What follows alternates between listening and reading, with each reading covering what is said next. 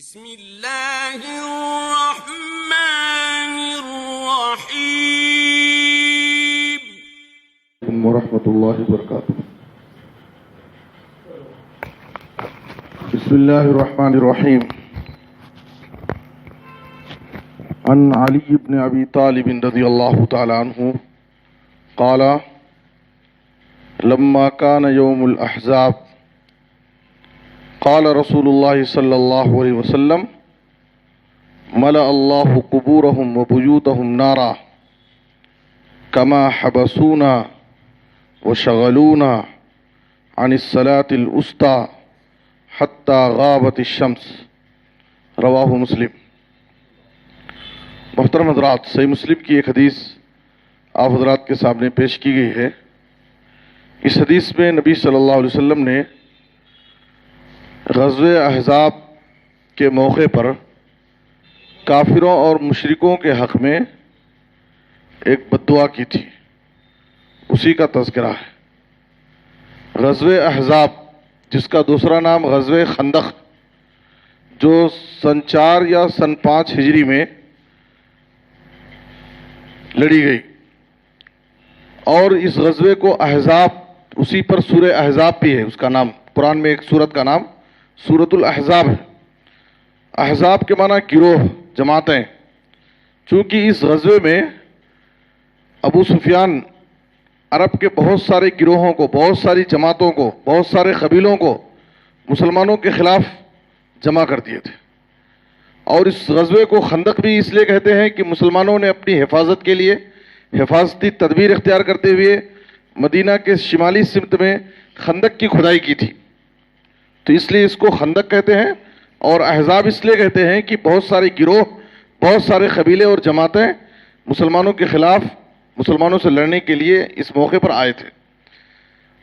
اس غزوے کے موقع پر نبی صلی اللہ علیہ وسلم نے یہ بد دعا کی ہے۔ کیا بد دعا کی ہے؟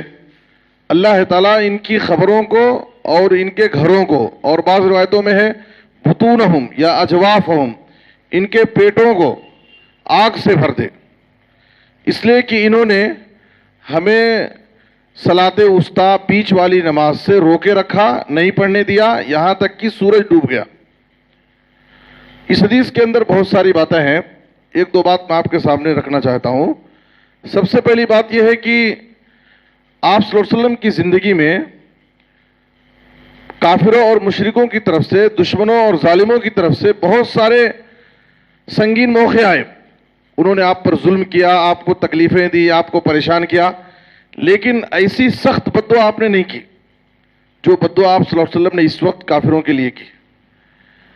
ایسی سخت بد دعا آپ کیوں کر رہے ہیں؟ اس لیے کہ آپ کے دل کو بڑی تکلیف پہنچی ہے، آپ کے دل کو بڑی تکلیف پہنچی ہے، اور تکلیف کیوں ہوئی ہے وہ ہمیں سمجھنا ہے۔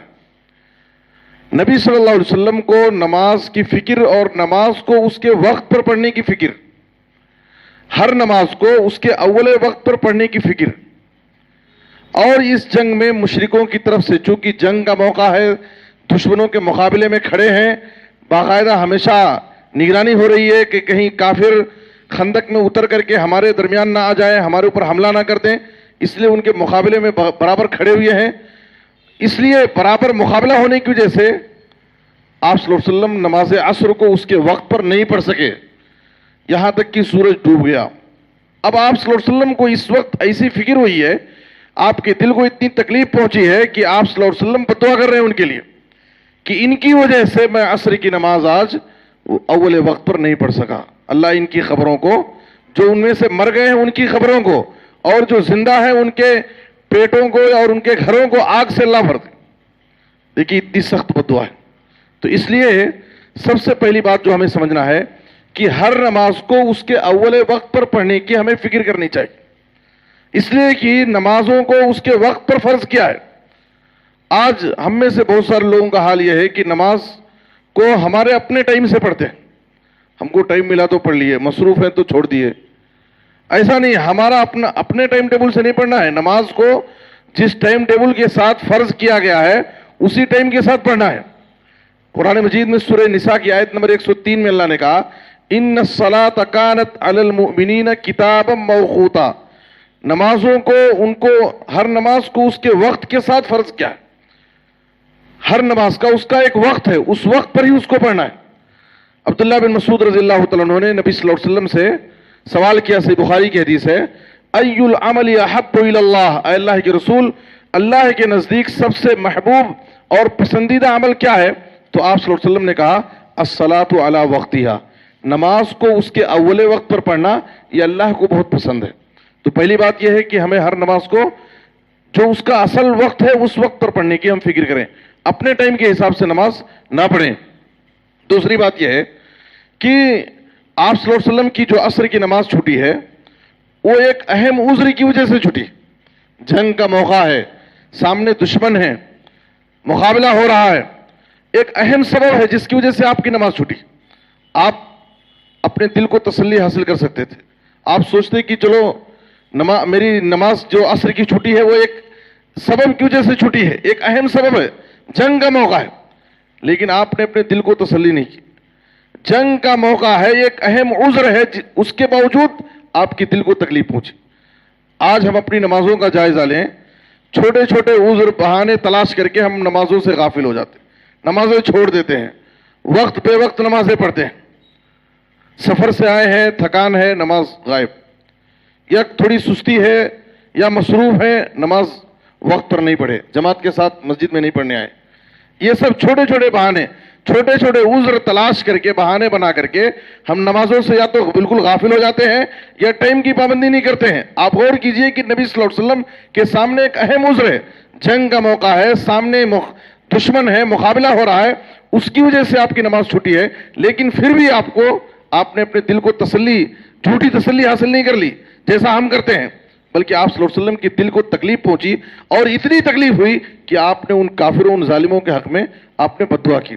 تیسری اہم بات یہ ہے کہ صلاۃ وسطیٰ، بیچ والی نماز کی بڑی اہمیت ہے۔ قرآن مجید میں سورہ بقرہ کی آیت نمبر 238 میں اللہ تعالیٰ نے کہا حافظوا علی الصلوات والصلاۃ الوسطیٰ، تمام نمازوں کی حفاظت کرو۔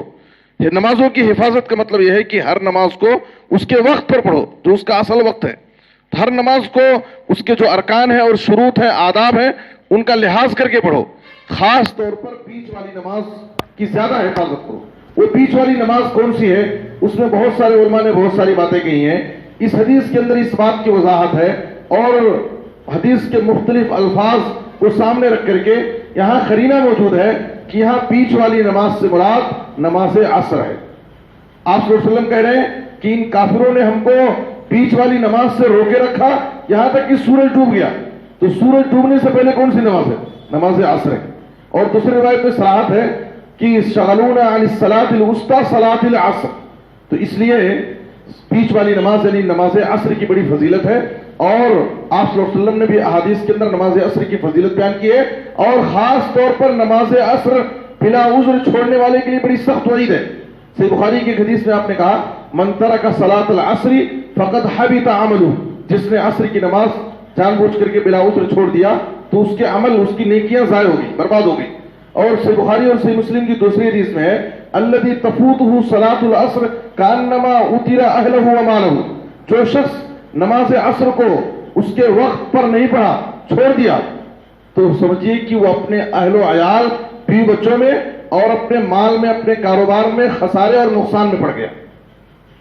اس حدیث کا بعض محدثین نے مطلب بیان کیا ہے، جس طرح سے کسی آدمی کو اس کے بیوی بچوں میں کوئی نقصان ہو جائے، اس کے کاروبار میں، اس کے مال میں کچھ نقصان ہو جائے، تو جتنا اس کو افسوس اور صدمہ ہوتا ہے جب قیامت کے دن نماز عصر کے ثواب سے جب وہ بندہ محروم ہوگا، اور اس کے ثواب کی محرومی کو جب قیامت کے دن دیکھے گا، تو اس وقت ویسی ہی افسوس ہوگا جیسے دنیا میں اہل و عیال اور مال و کاروبار میں نقصان ہونے پر اسے افسوس ہوتا تھا۔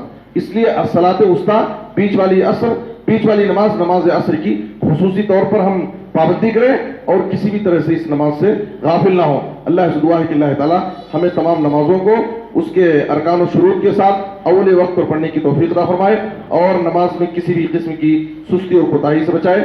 آمین تقبل یا رب العالمین۔ وصلی اللہ علی نبینا محمد وآلہ وصحبہ اجمعین۔